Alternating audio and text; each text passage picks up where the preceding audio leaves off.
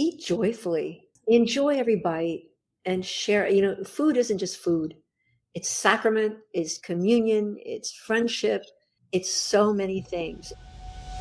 Welcome back to another episode of Voices of the Goddess, where brilliant women come to take a break from their successful and sometimes overwhelming lives to level up, live free, and create abundance. If your hectic life has you feeling a bit lost, if you're building your career, brand, or business, or if you simply want to get the most out of life, this podcast is for you.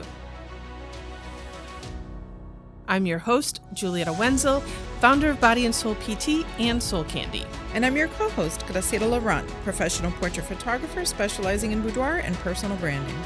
Whether you're relaxing with a cup of coffee or running around town, we've got you. Whatever you're doing, thanks for bringing us along and sharing a laugh. Here comes the magic.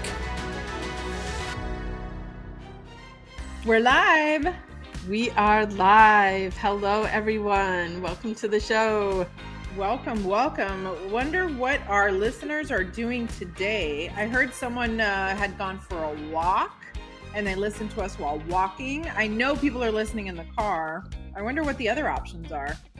There's lots of options. They can be listening while they're working. I don't know if their bosses would be happy with that, but well, if you look around your office and someone's snickering out loud, that might be us. It could be. What I love, we get that comment a lot that we're funny. And I was like, I don't know that that's necessarily our intention, but I love that we're bringing laughter to the world because laughter heals. And as a healer, I want more laughter out there. Totally. I love that. And also that all the ridiculous antics of my life can bring someone joy. That's phenomenal. Right? Yeah. This past, let's see. I don't know if you can really see that on screen. Like so for those on podcast, I was on the phone recently and I was trying to close a piece of photography equipment. I was not paying attention. I was not being mindful or present in any way. And the piece of equipment that I was using has a 15-pound weight on it. The full force of 15 pounds of swinging weight smashed my finger. The poor lady on the phone, I was like, I think I broke my finger. And I'm freaking out into the phone thinking, oh my God, I'm going to end up in some Facebook forum about crazy stuff that happened while I was on the phone, customer service. But anyway, so now my finger is like purple and giant and it's phenomenal. Nice. Well, I hope you iced it. I iced it as soon as I could and also realized that I am not one for cold. I put my finger in like a cup of ice water. Julietta, if I tell you maybe like 4 minutes and I just couldn't bear it. I'm such a baby when it comes to icing. And then I watched a documentary the other day of these 3 ladies that they're swimming in Lake Michigan. And even during the winter, when they literally have to break through the ice, they go in and dip into the ice. And I'm like, I couldn't keep my finger in there. These women are up to their necks. Like, well, you do understand. I grew up 8 blocks away from Lake Michigan. Oh my and let me tell you, that lake is never warm. Like even in July, it'll be 100 degrees outside, but that lake is still cold. But there are a group for New Year's. They call them the polar bears, and they all go jump in the lake for, to start the new year. I will say the vast majority of them are completely drunk when they go do that. And I will say they're also like Nordic. I mean, I'm guessing you're not catching a lot of Cubans in there. Well, funny story, growing up, we hosted a lot of exchange students, and one of our Dominican exchange students, grew up on the island, had never seen snow till they came to our place, and he went and jumped in. So wow. Well, more power. I have never jumped in on, I've swam in the lake in the summer. I'm going to tell you, it's still cold in the summer. It's not really enjoyable to be in the water, but it is what it is. That's impressive. Well, in other news, I guess embarrassingly, but whatever, I'm too old to get embarrassed about things, but again, me not being mindful, I did not pack a lunch today because, we're recording podcasts all day. So, I just had what I call the podcaster's lunch, which is these 3 pieces of Dove chocolates. That was my lunch. I love it. You know what I love even more? I think those might be the Dove chocolates that I left over there. Oh, yeah, those are gone from a long time ago. These are actually These are new Rebecca's. ones. Yeah, these Okay. are new ones. So But Rebecca, they're full of love. That's why they I buy the are. Dove. They all have the love messages inside. And you know what's really interesting is that Rebecca mentioned that chocolate is very grounding. So we had a rebirthing workshop here that she led, and it was intense. It was a lot, Kundalini and breath and meditation and gong and all kinds of good stuff. And then she gave us chocolate at the end, like for grounding. So now every time I have a piece of chocolate, I've convinced myself it's for grounding purposes. So someone once told me that chocolate is a gift from God for us to remember what heaven is like. Oh, that's dangerous. That's a good one. I don't know how to indulge in this and live healthfully. So I think we need to get our guest on. This We is need to bring on our guest to give us some words of wisdom about food here. Hello, Lynne. Welcome to the show. I am just so rearing to go here after hearing all that. Well, let's not hold you back then. Let's have you introduce yourself to our audience. Tell them about who you are, what you do, and what keeps you passionate about what you're doing. All right. Well, I'm old, so it takes a while to say all that in my case, and I love talking about old ladies because, Because we're the best. it's absolutely a gift. It's lovely. So I'm 77 and I'm a grandma. And I find every time I'm saying that, it's like, yeah, I'm a grandma, it feels like a superpower and I love it dearly. I'm here particularly as a gift to you ladies. I'm sent to you apparently because my newest book is called Brownies for Breakfast. Ooh, you caught my Brownies, attention, Lynne. You caught my attention. brownies as in deeply chocolate. I happen to have a copy right here so you can see the cover. You see what that is? That's chocolate frosting. Nice. Okay. But the subtitle is A Cookbook for Diabetics and the People Who Love Them. So guess what? It's all sugar-free, gluten-free, super healthy, and it's not, when you think about it, so for diabetics and the people who love them, that's everybody. And the truth of the matter is that the same diet, the same way of eating, that's I think the WOE is what we're calling it now, way of eating, is good for heart disease and irritable bowel. And I mean, the whole list of stuff. If you would just stop eating crap.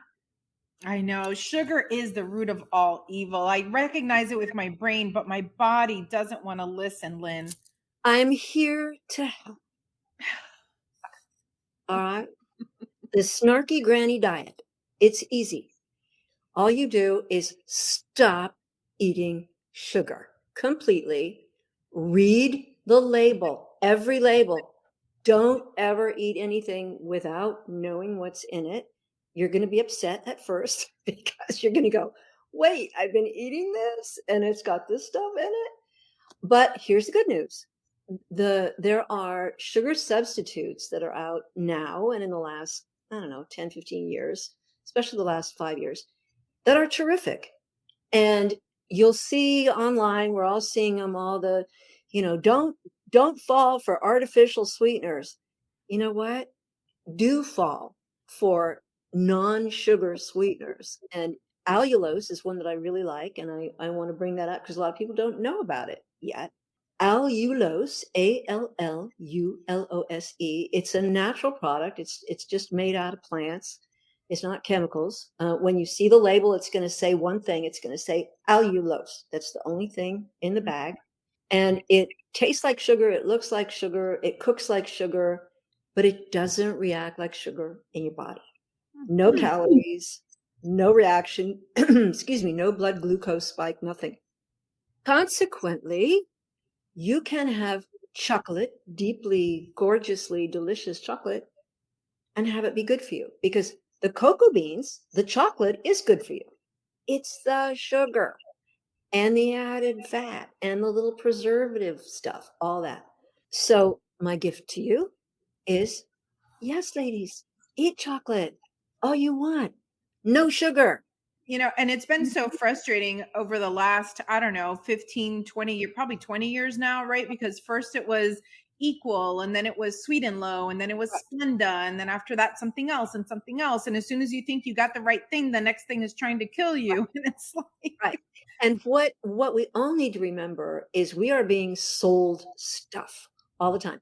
Now, I'm going to confess, I'm a former marketing person, advertising executive, so I'm guilty of doing that. But big food has been selling us crap for generations now, decades, many decades, and we've bought it. Whatever they said was healthy and good, and so we went, okay, cool. Whatever was good for our kids, yeah, okay, great. And we didn't read the label, right? And we didn't look for the studies, and we didn't go past just, oh, healthy, good, okay. eh, we needed to completely kind of restart when it comes to what do we eat and what do we feed our families. And it's easy to say, it's less easy to implement if you're not used to it. And it's whole food, real food, plant-based food. Now, I didn't say vegan, and I didn't say vegetarian. I said plant-based, mostly plants. So whole food, real food, mostly plants. And then the last one, I love Michael Pollan, great author. He adds not too much. But the thing is, I defy anyone to eat too much cabbage, right. right? Or arugula or beets even. When you're eating good whole food, this amazing thing happens. You fill up and you've eaten and you're satisfied and you've had a gift from the goddesses. It's all good. If you're eating crap, you have a different reaction because it's designed so you'll keep eating. We know this, right? I'm seeing heads nod. We know about. Absolutely. Yeah. I mean, and the thing is, life gets busy, you get crazy, you need a fast thing, right? Like today, that's how we ended up eating those 3 pieces of chocolate and calling it a lunch because we're in the middle of doing all of these things, right? And so, tell us a little bit more about your book and the techniques or advice that you're giving in there, because I love that you mentioned, like, yes, it's for diabetics, but it's really for everyone, right? There isn't anyone that couldn't benefit from removing sugar from their diet. Everybody. And sugar, just let's say it in case there's anybody out there who doesn't know that sugar is addictive. It's more addictive than heroin. And I don't mean that metaphorically, I mean it literally.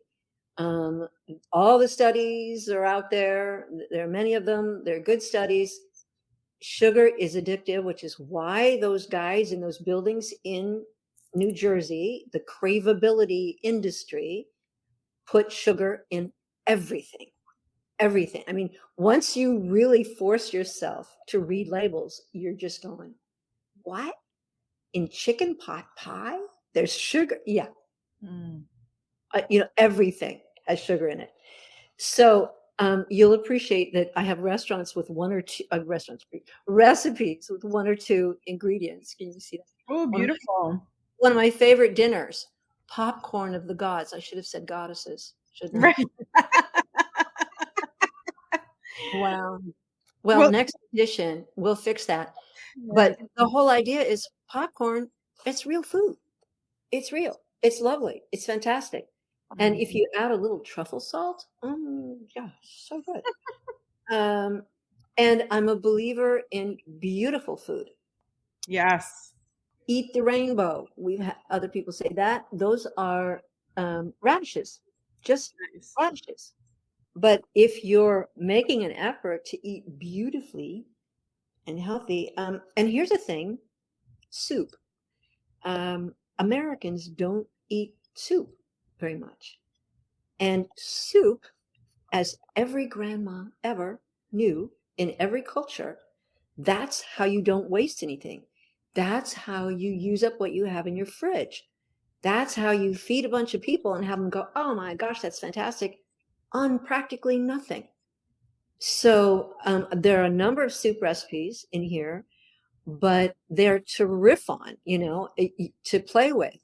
And one of them, called Genius Soup, is particularly genius, because you open up your crisper drawer and go in there and get that sorry looking kale and the spinach that you bought 3-4 days ago and stuff, and you make it into soup. And I tell you how.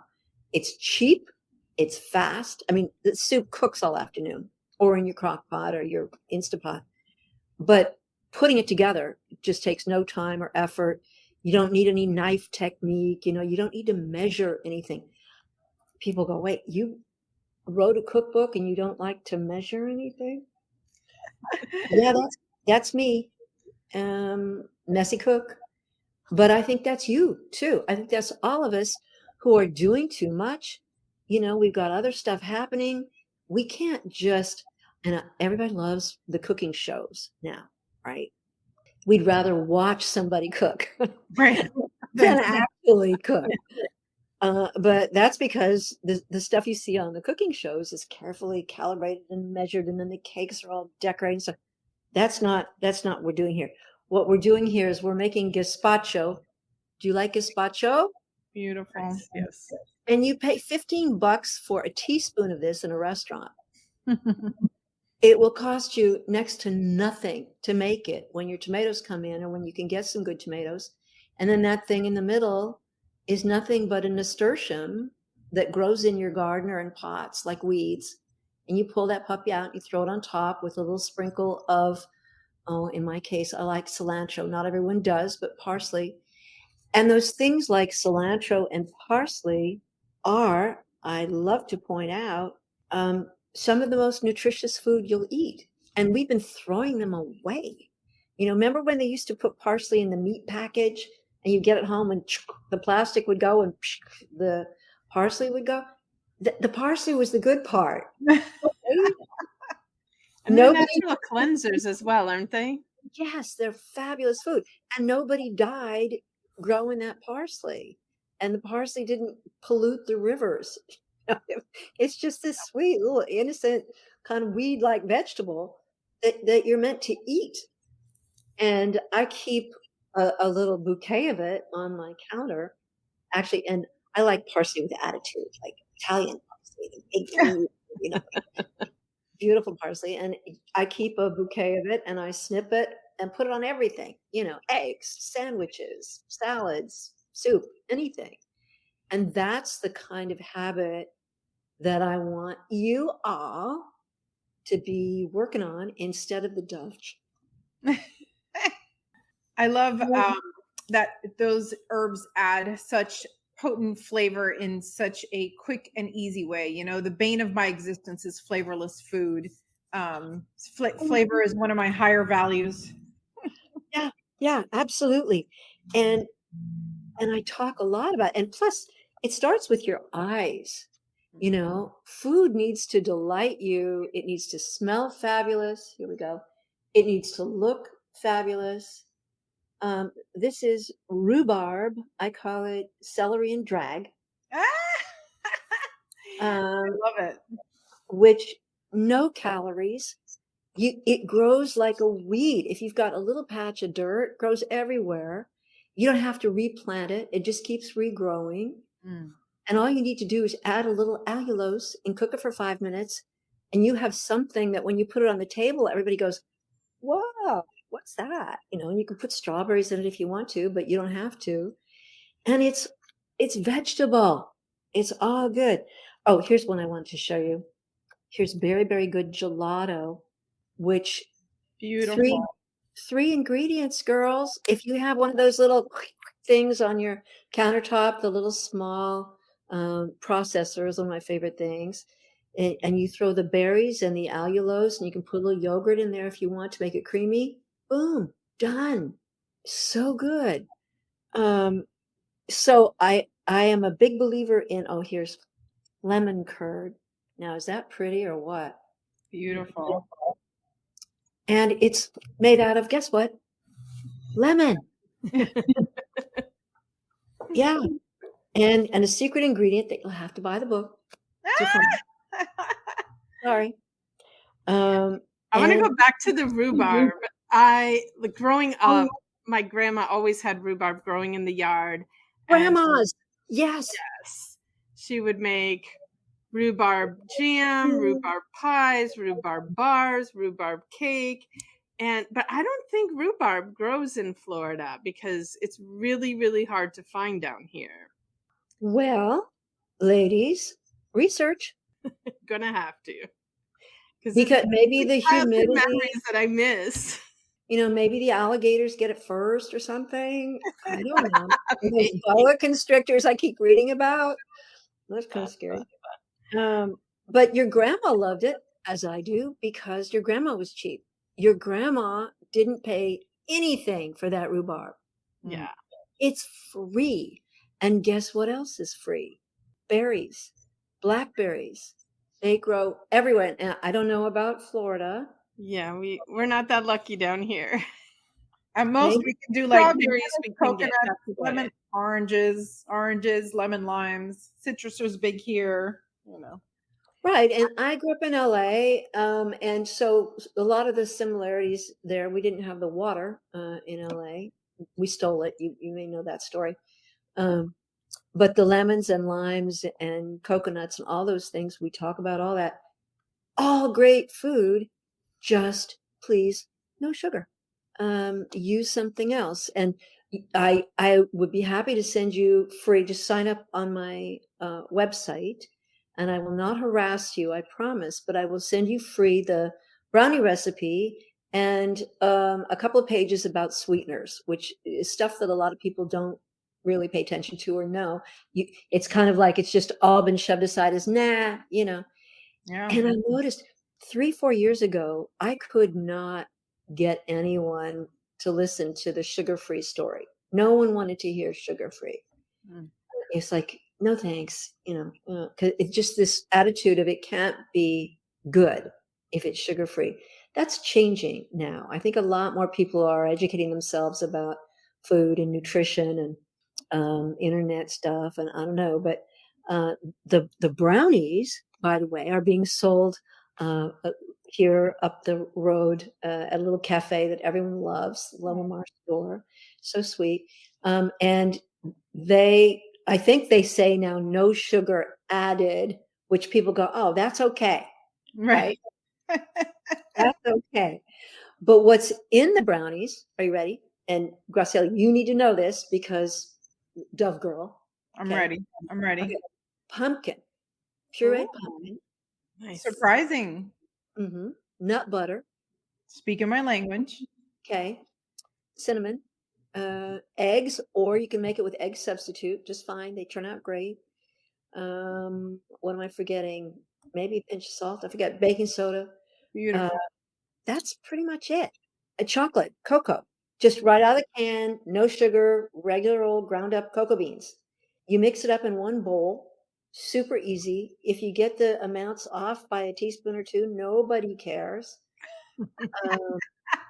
You cook it in one pan. So you're cooking with your heart, Lynne. You're cooking with your heart. So let me ask you, how did you get here? How did you get to writing a cookbook and following our mission? Like, what did you have any doubts and limiting beliefs about this idea of putting together a cookbook? How did that come about? I skipped all that. Skipped having doubts? I know you're supposed to. No, that's amazing. Tell us your secret. Yeah, we all have little doubt, but I don't even call them doubts. I call them just sort of input, feedback. I have been writing professionally since 1966. Amazing. Yeah, and I'm still walking, and causing trouble, and I'm proud to say. But I left UCLA because I found it really boring and stupid in 1966 and went to work. I liked working. I wanted somebody to pay me to write as opposed to paying somebody else to have me write stuff. And that's a whole other story, but I liked working and I went to France and worked there and came back and I I got a job in, among other things. Yeah, and we didn't have resumes. We didn't have plans. In 1966, the whole world, kind of like now in a way, that was in this transition. It was nuts. I grew up in LA. You've all by now read about what happened here in 64, 65, 66. It was crazy. But I wanted to work. And in addition to being hip and happening, and wearing cool clothes, which we certainly did, but I wanted to work and I liked working. And I always felt like I was learning more working than I was sitting in some lecture hall with some guy way down in the bottom, with slides. I would always fall asleep. So that may have had something to do with what was going on at night, but that's another story. It was the 60s. We can't talk about it. It was the 60s, and none of us can remember anyway, so it's all right. But so I took a job that I was very excited about with Redken Laboratories. They were a brand new hair care company who was doing this sort of natural protein-based hair stuff.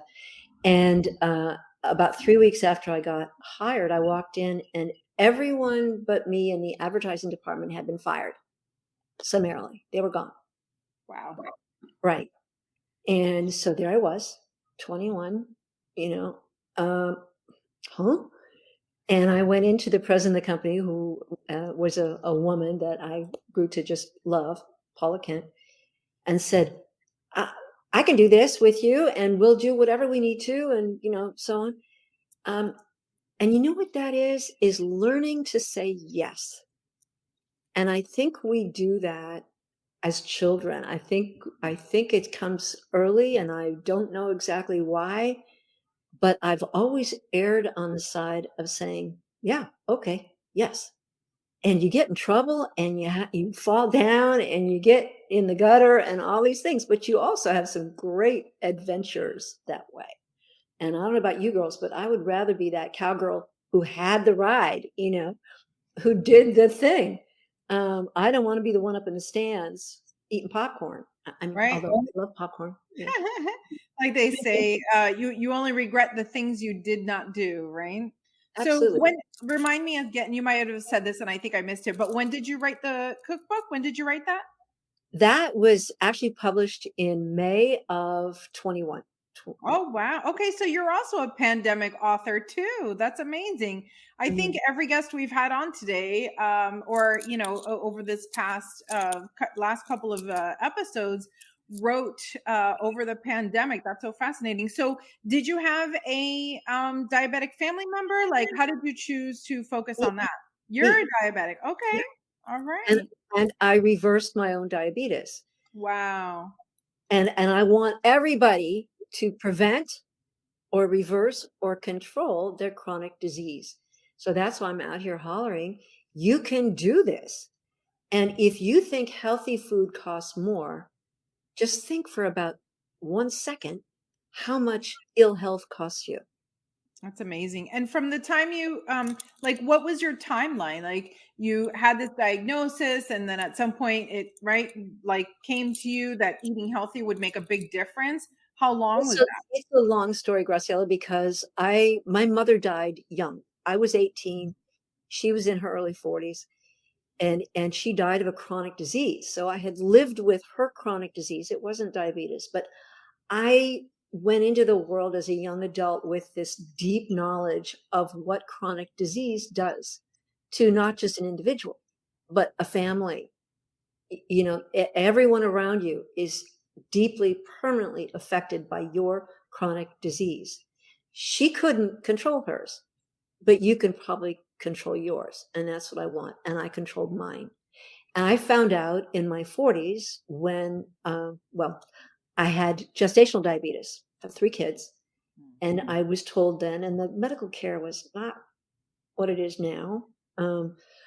All men, by the way, delivering babies and so on. That's another show, right? I've got stories about that. But I found out that I had gestational diabetes. So they said then, well, you'll develop type 2 diabetes when you're a little older. So when I was a little older, my 40s, I started saying on my regular visits to the gynecologist, shouldn't you test me for diabetes? Well, you're fine. You're not overweight and you're young. Shouldn't you test me? Finally, I got someone to give me a test, and sure enough, my numbers were not looking good. So I knew early, whereas so many people don't get the hemoglobin A1C test, which is the kind of, the best way to know what your overall average blood glucose is. So many people don't get that until much later, when they are starting to kind of feel the ravages of age, and so they get a test, because diabetes does not have symptoms. For decades, you can be Wow. diabetic and not know it. I But didn't guess know that. yeah, your kidney knows, your liver knows, your heart knows. So by the time you get tested, all this damage has been done to your, and particularly, and let's pick on men for a minute, one of my favorite things to do. Because those of us who love a man, maybe more than one, we know that they will not go and get checked. They will do anything to keep from going to the doctor. But you know what gets them in? Erectile dysfunction. Yeah, we all know this. We're not your heads. And that happens because of type 2 diabetes or heart disease, for the same reasons, because your hematic system, your blood is no longer able to get where it needs to go. So your erectile dysfunction is nature's way of saying, listen, you twit, come on, look what's happening. And there you go, and you get tested. And so what I want, my dream, is to have people start earlier in their lives, paying attention and doing the things that will prevent heart disease and prevent type 2 diabetes. And if you have it or are heading that direction, fix it.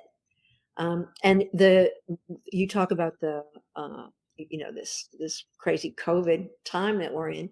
One of the things that happened to me was I had this book partially written. It was going and coming along fine, but I saw an advertisement for the Plantricians Conference, which was going to be close by in Oakland. And I thought, I need to go to that. I'm going to do that. And I'm also a believer in having, there are voices whispering to you at times. You don't know exactly who they are. You don't know why, but you go, that's a good voice. I'm going to listen to that one. And I went to this conference. I paid money, which is extraordinary for me, to go to this conference. And it was all about plant-based eating. And so I saw data for 5 days, morning till night, about your heart disease and your diabetes and your diet, all of it. And I went home and rewrote some of the book and added and subtracted some things, because the science is all there, that meat eating should be limited, and you should source your meat very carefully. Eggs, same thing. So I went vegan, and I experimented for a year, and I didn't have a bite of animal food. I went back to my doctor, and guess what? My numbers had improved dramatically.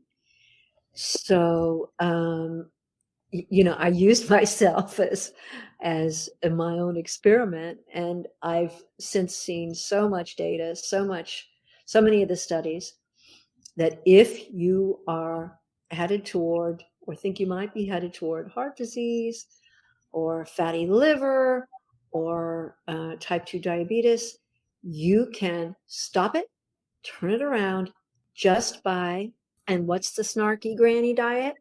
Don't eat any crap. And the expanded version of that is what? Plant-based, whole foods, real foods. Not too much, but don't worry about that.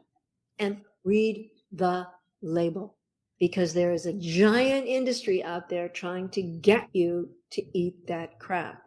And only a couple of little ladies like me trying to get you to stop. Well, actually, it's funny. Do you ever see any of the shows on YouTube where the guys talking about the carnivore diet or the keto diet or whatever? And they always come out in their little T-shirts with their muscles kind of bulging. Yeah. They're talking about longevity and so on. And of course, what I'm thinking is, look, dude, you're 30 if you're a day. All right. Yeah. I don't want to hear you talking about longevity. All right. I want you out there when you're 75, see what your little skinny butt looks like. And, you know, eating steaks for 60 years, see how you're doing. And I don't mean to knock eating meat. I am someone who thinks you should probably eat whatever works for you. And another thing, it's not the same for everybody. I mean, truly, Exactly. some of us have more of a chocolate problem than others. And I include myself in that group, but we are different. Humans are adaptive critters, and the diet that works great for you might be slightly different for me. There are certain things in common, and it's what I'm telling you. Real food, whole food, and plant-based. According to everything we can see in science, plant-based, the Mediterranean diet. And there are plenty of people out there who will argue with me and who go online going, plants will kill you, plants are ridiculous. No, I'm serious. There's a big contingent of people out there talking about lectins and all these reasons why you should never eat a bean, you should not eat plants. Well, there are people with whom beans maybe don't agree, but there are plenty of us who could live on beans and be fine. So, maybe I should take a breath so you can ask me a question. No, you've been doing great. And, and this is definitely a new topic for our audience. You're the first really nutrition-based conversation that we've had here, and information that all the goddesses definitely need to know out there. But we are kind of running out of time here. So I just want to ask, what's the final golden nugget that you want to leave for our audience? Some big piece of wisdom that they need to know. Eat joyfully. Yes. Enjoy every bite and share. Food isn't just food. It's sacrament, it's communion, it's friendship. It's so many things. And too many people are eating alone in a car out of a bag. Yeah. So check in with yourself and see how much joy your food is bringing you. And I'm here to help with a cookbook, or go online and look at some of the stuff I am doing about it, and other people. There's information out there to help you eat more joyfully, and I think that's really at the base of it. Yeah, I love that. I think that anything that we do, we should do consciously and with joy and love. And so even when you have to eat those Dove chocolates because it's the only piece of food around you, at least if you do it from a place of joy, gratitude, love, it's going to have a different effect on you rather than eating it and feeling guilty about it, because that's putting negative energy on it, when oh, I shouldn't be eating this. This is so bad for me, but it's all I got. Don't do that to yourself. Yes, always try and eat plant-based, real food. I mean, that's a big key today. So much of the food that's in the supermarket isn't actually food. It's just this chemical gunk put together, and like you said, full of sugar. So you become addicted to it and want more of it. And you said the word, Julietta, energy. Food carries energy with it, all kinds of different energies. And this is what you're putting in your body, literally, for energy. So don't be better to your Labrador retriever or your old snow dog, in my case, than you are to yourself. We think about this stuff when we're feeding our cat, right? And we forget sometimes when we're feeding ourselves that this is our energy in every sense of the word. yes. Beautiful. I saw a movie recently. I forget what it was, but in the film, there's a young girl who is vegetarian or vegan. She doesn't want to partake in the meat that they're serving at the table. And all the other guests start making fun of her, because she's like the young one and they're the older ones. And, they were like, well, why don't you want to eat meat? And she's like, because I don't want to eat fear. And it was such an interesting point that she made. She said, when an animal is slaughtered in a particular way, The last emotion that it feels is fear, and fear releases certain chemicals. So you're literally eating fear, and I'm not anti-meat by any stretch of the imagination, but it is a really interesting concept to be extremely mindful of the energy that you're putting into your body, right? Like, make sure that you are putting into your body does come from a loving place, and it is created in a way that, serves you and doesn't hinder you. So thank you for bringing that to our awareness. Well, and I live in a place, I'm fortunate to be surrounded by regenerative agriculture, kind of an epicenter. So many of these farmers and ranchers are really knocking themselves out to grow sustainably and consciously. And that goes for their critters as well as their plants. So I can get food that is energetically, I think, positive.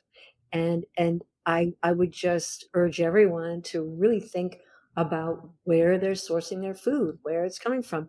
Do you go to the farmer's market? Do you know the farmer? I don't ever go in regular grocery stores anymore. I think partially because I've got PTSD from being a single mother of 3.